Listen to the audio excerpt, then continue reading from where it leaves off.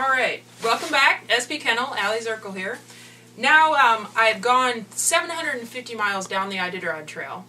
Woohoo! And I've gotten to the village of Caltag, which is a checkpoint. Now Caltag, my resupplies is very similar to mile 250. You know, you take care of the dogs with all your dog booties out there. You take care of the human being with, you know, food and that kind of thing, socks, extra anorak, just simple stuff like that that you make sure you have out there. And then the big deal from mile 750 to the rest of the race is that we are leaving interior Alaska and we're going to the coast. So I wanted to show you here kind of a coastal checkpoint, which is Elam.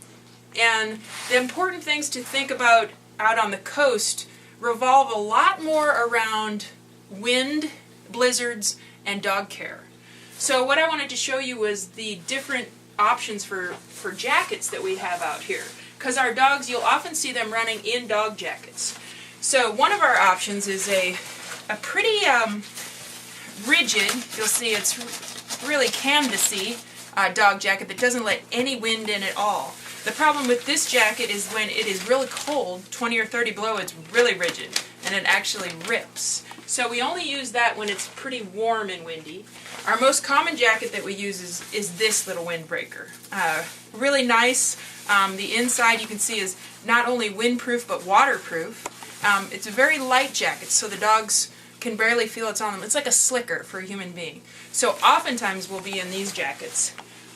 If we have individual dogs that we're worried about staying warm, then we also pack these full body suits is really what they are. And you might have seen one of our dogs, Dingle, is running in a full body suit right now.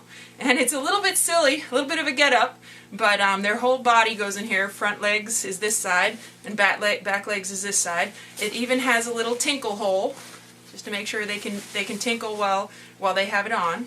So, and then the other thing that you might have seen as I've gone through these checkpoints are these tosses, is what we call them.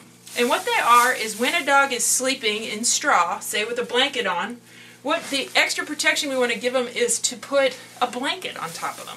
So, you know, you'll have a dog sleeping right here, and you'll come up with a toss, and you'll just put it right over them. You usually keep their face uncovered so they can see what's going around.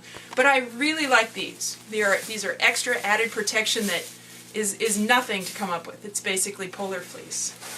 So the last thing that you really have to think about on coastal checkpoints is making sure that you have enough booties. Because booties really are important out there.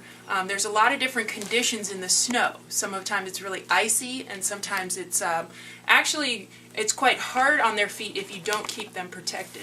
So we've actually sent quite a few more fleece booties out to this checkpoint, and the larger booties, so that you can fit a double booty just to make sure these guys are all protected. So that's our coastal checkpoint of Elam, and we're coming to the finish line, and we'll see you there. So hopefully I packed enough stuff, and it'll be a good race.